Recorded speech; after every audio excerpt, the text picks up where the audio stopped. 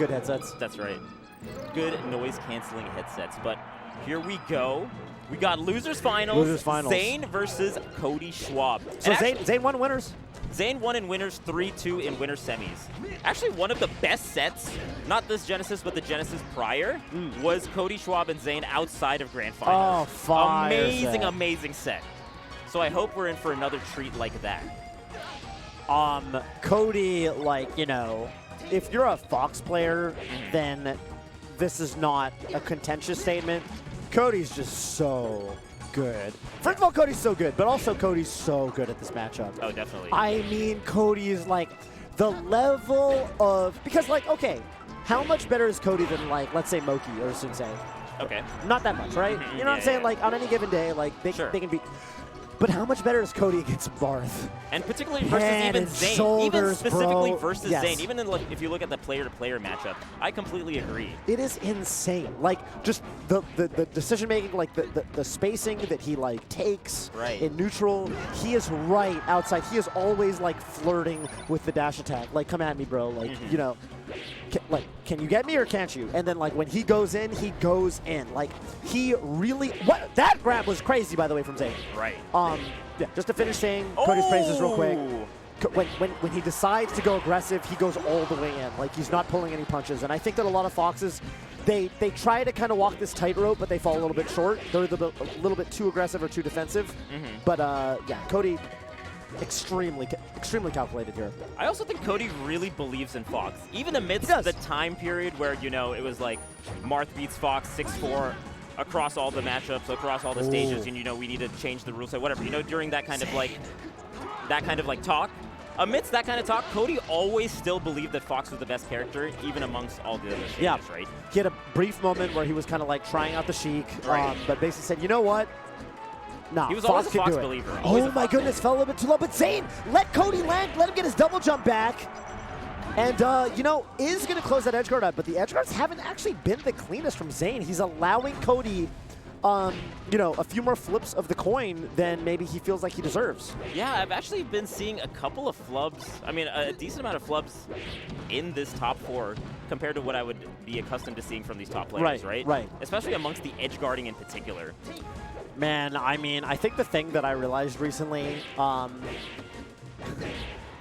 so much of Melee, it's not just playing your best, it's also trying to get your opponent to play worse. Right. Like, can you tilt your opponent a little bit with the options that you're choosing, right? And I think the word tilt, I almost don't even want to use the word tilt, because people hear the word tilt, and it's very, as Zain uppies Cody, that's undeniable. You're going to die once it is. Tilt in the sense that... Tilt is a loaded word in the sense that I think people hear the word tilt, and it's like, it's a very emotional word. People think tilted, they think like, oh, I'm angry or whatever. Yeah, not particularly angry. Right. It's like, we were talking about it, Slime was talking about it in the context of Mango versus Aklo, where Aklo would like hold Fox's downbeat, like reflector. Right. And then as the Falco, you're like, oh, I can't shoot a laser because Fox is over on the other side of the screen holding downbeat. Right. And that little moment where you get taken out of your game plan, someone does something unusual, like holding Fox's, or Fox's shine, that's enough to break you out of flow state. Because the moment your brain starts like consciously thinking, then that subconscious mind is no longer at the wheel. Right. And breaking your opponent out of flow state, I think, is so important. I mean, we talk about like discipline and game plan throughout this top 8, right? So if you can get someone to like kind of be out of that and be not in the moment as much, it makes a huge deal. It's night and day. Yeah. Amazing edge guard from Cody. Very, very, you know, I think scary as a Fox player to go off stage versus Marth, where like if you could clip by side B, you could just die. But Cody knows his flowcharts. I think he knows the percents too as well. Sometimes going out is kind of beneficial given the percents that you're at. Yeah. Okay, especially when you have enough knockback that the Marth like has to spin the side B early. You know, what a side B right there from Zain. Speaking of which, by the way, when you're thinking about Marth and chain grabbing in particular, I feel like the chain grab for Marth and the combo game for Marth is a lot harder in 2023, thanks to all the slight DIs and thanks to all the notches that the controllers, that the Foxes have now. Yeah, you've got to, honestly, the notches aren't so big a part because I think the biggest thing is really the awareness, because I think that, even the closest notch to up is actually like, it's too far, it's still obvious, if that makes sense. the biggest thing, honestly, is just the awareness that, like, yeah, you can make it. And that's exactly what I'm saying about, like, you got to break your opponent out of their flow state. Yeah. Like, you've got to, it's not just about executing your game plan. It's about how do I make it as hard as possible for my opponent to execute theirs. Yeah, absolutely. 2023 is crazy. The best time to get into Melee is now. That's been the case. We've been singing those praises for the last couple years. I'm still saying it. Mm-hmm. The best time to get into Melee was yesterday. The second best time to get into Melee is right now. That's exactly right. Ooh, okay. Oh, and yes. That's just it. Delayed ledge grab to just, like, get that ledge with the juiciest timing, cover everything. Yeah, I think also that's a huge difference between edgeguarding Marth in the last few years versus, like, edgeguarding Marth in, like, 2020. Everyone knows the timing to grab the ledge right when the Marth is doing that up B, right? Mm-hmm. It's a huge deal. Yeah, you don't just, like, you know, kind of autopilot, grab it as early as possible, and then it's like, oh no, like, Marth, like, did a side B at a weird timing I wasn't ready for, and now I'm the one getting edge guarded. Right. So look at that. Look at that. If the first shine isn't enough, we're going to hit him with another one. Another one. So in Canada, that's known as the Zuppy shine, but back in my day, that was called the Javier. Oh, the Javi. Shout out to Javi. I really like the game faces too from everyone. Everyone is just clocked in right now. It's clocked in. Yo, Cody is gaming. I mean, Zain's gaming, but look at Cody. Let's just take a moment. Look at that. Okay, here we go. Look at the eyebrows. Oh, boy. Zain's going to express, especially on this stage. Like, if Zain misses a chain grab, you're going to know it. Mm-hmm. But that's what I'm talking about. It's like it's a lot harder than it might seem from a viewer's perspective, especially with the DI and the escape options that Cody Schwab is going to be threatening, right? That's right. But amazing, amazing stock there from Zain. Yeah, even doing the Mewtwo King ledge get-up attack where Fox, like, it looks like he lands on the stage, but actually there's, like, a weird ECB interaction where Fox doesn't get his double jump back and still falls to his doom. Yeah. Gotta shout out the Marth GOAT, Jason Zimmerman, for that one. That's right. Ooh, okay. That's so scary. That's so scary. You could so die there. Yeah, that could have been a huge reversal, but still could be right now amidst this chain grab. Goes right into neutral there. I kind of like that. Yeah. Text from both players. Wow, what a recovery from Zain. Oh, I really like the down tilt there. Wow. Jab, up smash. Yeah, still gets the jab up smash. Looked like it was a little far away after the jab, but Cody got that nice dash. Ooh, what an angle. We did not have angles like that back in the day, too. No, that's, I think even in terms of mathematics, you know, that's I think that one got introduced to the radians and the degrees. Oh, definitely. Recently. We didn't have that back in geometry class. That's like some Common Core angles right now. Yeah, that's Common Core. That's Common Core. Oh, it had to be an accidental double jump. Cody with some weird flubs gets the Daraki. Yeah, Cody is somebody who actually does the back input on his ledge dashes. Okay. And on FD, that means sometimes you get accidental wall jumps coming off the ledge. Right. But not too phased by it. Hang on. I really like that option. I really like that option where you take the light hit of the up B and you still have enough time to, like, jump back and punish the Marth as they land back on stage with that up B. Right. Super good. It's kind of risky if you get hit by, like, the hard hit of the up B, you're just kind of dead. It's risky and it's also very percent dependent. You have to be at a very low percent from Fox to even go for that, because if you're at a higher percent, you just get knocked into tumble and then you can't do anything. Right. So that's where, like, you know, they say a lot of modern fighting games have, like, comeback mechanics. Melee has a snowball mechanic, which is, as you're at a higher percent, you actually just don't get to CC, you know, as readily. You don't get to do as many defensive options when you get hit as readily. Can I tell you a real snowball mechanic? Hit me. In Melee? Getting hit by Foxes up B as you're trying to edge guard them. Oh my god, that snowballs so hard, bro. Oh my goodness. It's a comeback mechanic. It snowballs when you get it because you usually get, like, we call that the Sakurai combo. You know, it's like the thank you Sakurai for, you know, it's a bit of a sarcasm from our floaty friends. Right, right. Back air, great jab from Zain, doesn't go too far, is going to be able to mix up the recovery. Fast fall up B. Cody looking for a jab up smash, doesn't get it. Taking so much percent here, too. I don't think you feel too bad as Zain, even if you're, like, fighting from the corner there, you still got, like, a nice percent. Oh, read on the double jump, yo! Dash attack, nair. And just goes, okay, went for DI mix up there. Great DI from Cody to not DI away. Still hasn't landed, by the way, so still no jump for Fox. Gets to jump back now. Yeah, but took so much damage in the meantime. Hang on a minute. Wait, now Zain with no jump. Yeah. Oh, this is a bad spot to be as Marth. Just staying above with no jump. Okay, the run out forward air was beautiful. Knowing the percents, too. Yes. to where it's just going to KO. So I think, again, what I was saying about like at the highest level, you see different options. You get to see melee that you don't see at any other level. So most of the time, Marth players in that situation will just down tilt because it's an easy way to just react to side B. You poke them and they die. They fall to their doom. A great Fox player can do a side B at a height that goes below Marth's down tilt. It's very difficult to do. Zain has enough respect for Cody that he knows Cody's ready to do that lowest possible height side B to go under down tilt. So what does Zain do? He does run off forward air. It's more risky than down tilt, but it will hit even if the Fox goes for that really low side B. And to be able to do that in like a last stock situation is so crazy. Exactly. Okay, here, just a couple of extra side Bs to throw off the timing from the edge guarding from Cody Schwab.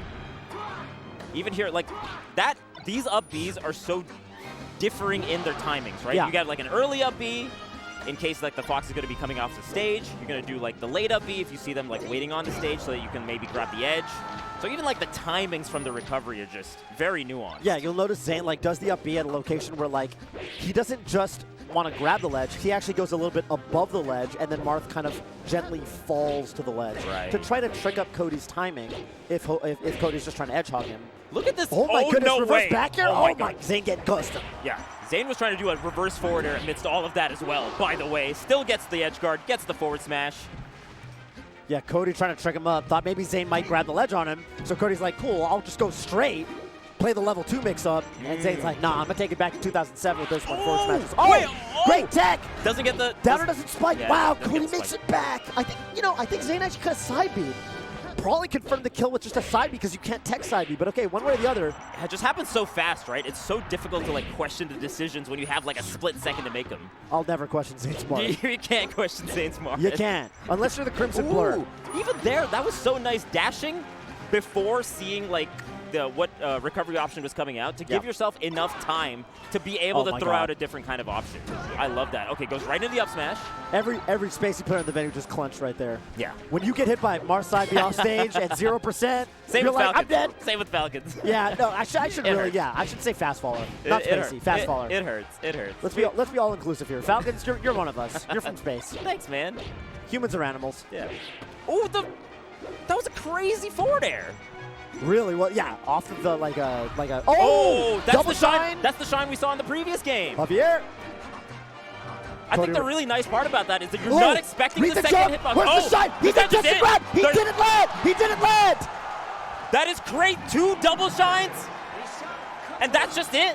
That's the power of Fox McCloud Toph, that you can just KO at 15%. Cody makes it look easy. But that is a very difficult shine to get. Both those stocks were very difficult shines to get. The first one on the right side, where you do the shine into jump shine, it's very risky, because if you get clipped off stage after the second shine, you're just dead. So it is very rare that a Marth player will even go for a counter there. Because, like, most of the time, Marth will just jump back forward air, side B. Zain tried to preempt an early hitbox by throwing out a counter. Dude. Cody did nothing, because the thing that beats counter is doing nothing. You can't counter a hit if there's no hit. And again, that's what I'm saying about like the level of melee right now is like you're seeing options. It's like you're playing rock, paper, scissors, and the guy says protractor. Right. And then the other guy says, ray gun. TI-86. Right. It's like I didn't know those were options. I didn't know I thought it was rock, paper, and scissors. Like, all these guys who are in the crowd, the guys that got knocked out of the bracket, they don't have access to those options. No. It's Zain and Cody here in Losers Final. Dude, it was actually a really clean stock, by the way, that first stock that Cody Schwab just took. And it feels like all the momentum is on Cody's side after that previous game. Zain is rattled right now, bro. Yeah. That was everything on that fountain game, and all of a sudden you are staring down the barrel of Cody Schwab. Oh my God, this with is 4 stocks to your 1. Oh man. What happened in the last minute of my life, Fish? The whole world was different 60 seconds ago. Yeah. I thought it was going to be the run back, Zain versus Amsa. Yeah, I think Zain needed to take like just a minute in between those games after the brutal 2 stocks that he took in the previous game. But okay, this would be the comeback of all comebacks. Let's see what Zain's got here in potentially his last stock here in Losers Finals of Battle of BC5. First he's got to get dash attack out of the corner. Searching for something, gets a grab. Okay, gets the tech chase here. doesn't get... Calls out the spot dodge. Okay. Ooh, but the slide off bear from Cody. And that is going to be it. Cody holding on to the edge longer than Zain could stall down there. And it's a clean 3-stock to conclude losers finals. So we talk about momentum a lot as commentators. I feel if you looked at the first 3 games versus how the 4th game went and the 5th game, you could really see the momentum riding from Cody's end. Just after getting those 2 huge shine KOs on game 4, it was a completely different set. Completely different set. Like the first couple stocks just melted on Stadium. I mean, I think what I love about these two is they make so few mistakes. Right. How do I word this? There's so many sets in Melee that are determined by you should have hit those. Mm-hmm. You know, someone goes for a tech chase or an edge guard and they have the right idea, but Melee is a very difficult game. There's no buffer. It's a 20-year-old video game. Yeah. That they just didn't get the thing that they were going for. Cody and Zain are both pretty much hitting what they're going for, and because of that, you get to see, you know, the mind games really flow at the highest level. You know, Cody throwing Zain off stage for everything at the end of Found of Dreams Game 4. Zain countering because, you know, that's the unexpected option. But Cody expects the unexpected. I got to say the MVP, it feels like, was doing that particular shine that Cody did over the course of the set. The double shine off stage. The shine and then to the jump shine right away. Caught Zain at least a couple times throughout the set. Insane. And as we talked about, it's pretty risky because if you don't get the second shine, you're just off stage with no jump. You just spent your jump. You're dead. Yeah. That's right. Man. Marth recovers. He's going to drop down side BU, you know, whatever he wants. Yeah. Oh, my goodness. What a set. Run off forward air. Look at that. Man, these competitors really push each other to the limits. And this is, you know, where I really because Zain just beat Cody in the winner's bracket not an hour ago. You know what I'm saying? That's tournament Melee. Tournament Melee is a brutal. Dude, that double shine is so good. Covering both. This in particular, right there, waiting, but then not letting Zain touch the stage. Yeah, not getting the jump Shining back. him a hair before Marth's little princely boots. Yeah, even that particular spacing that Cody did, just being right outside the forward smash range while being the corner, while playing out of the corner, insane. Insane. More neutral wins for Cody Schwab here, 37-31. Oh, man. Yeah, incredible 96% L cancel rate from Zain. And we're talking about, you know, just how difficult it can be for the Marths to do the full combo sequences. Because we look at the average kill percent, people at home might be thinking, oh, you know, Marth is going to get the KOs at relatively low percent with these combos, but 99 to 138, right? Oh man. Tell me, Vish, about what the 2 possibilities are for the outcome of this tournament. We've got Amsa and we've got Cody Schwab in grand finals.